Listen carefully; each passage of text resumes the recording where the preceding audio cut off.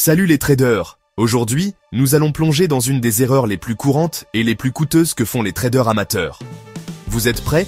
Vous avez une minute pour parler d'une des plus grosses erreurs que font les traders amateurs? C'est une erreur qui peut ruiner des comptes de trading et briser des rêves. Oui, je parle de l'ego surdimensionné. Vous connaissez ce sentiment. C'est ce petit démon sur votre épaule qui vous dit que vous êtes invincible après quelques trades réussis.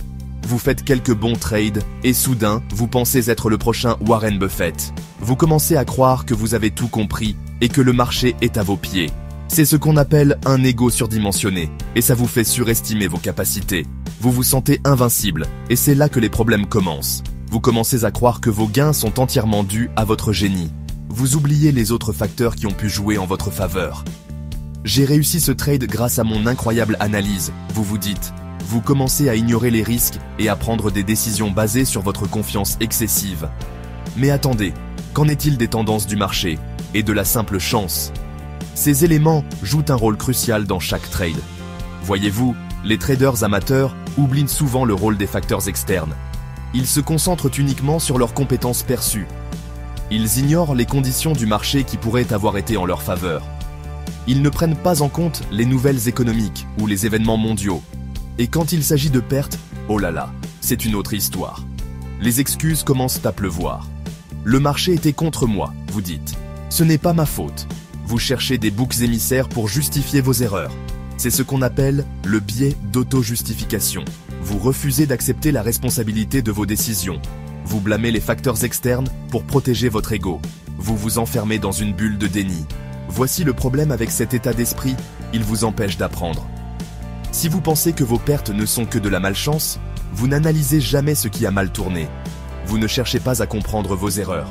Vous restez bloqué, faisant les mêmes erreurs encore et encore. Vous êtes pris dans un cercle vicieux de frustration et de pertes. Votre confiance grandit de manière irrationnelle, ce qui conduit à des décisions risquées. Vous prenez des paris de plus en plus grands, espérant récupérer vos pertes. Et la frustration? Elle s'accumule parce que ces pertes se répètent. Vous vous sentez piégé et impuissant. Comparez cela aux traders professionnels. Ils ont une approche complètement différente. Ils restent humbles et objectifs. Ils savent que le marché est imprévisible et qu'il faut toujours rester vigilant. Ils reconnaissent le rôle de la chance et de la stratégie dans leurs gains. Ils ne se laissent pas emporter par l'euphorie des succès temporaires. Et lorsqu'ils perdent, ils ne montrent pas du doigt le marché. Ils acceptent leurs erreurs et cherchent à s'améliorer. Ils creusent en profondeur, analysant leurs erreurs pour apprendre et s'améliorer. Ils voient chaque perte comme une opportunité d'apprentissage. Alors, quelle est la clé pour devenir un meilleur trader? Laissez tomber l'ego. Libérez-vous de cette illusion de grandeur. Remplacez-le par l'humilité et une auto-évaluation rigoureuse.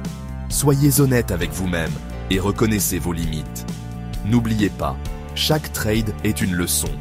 Chaque gain et chaque perte vous enseigne quelque chose de précieux. Considérez vos gains et vos pertes comme des occasions de grandir. Merci d'avoir regardé. Si vous avez trouvé cela utile, cliquez sur le bouton « J'aime » et abonnez-vous pour plus de conseils sur le trading. Restez humble et bon trading.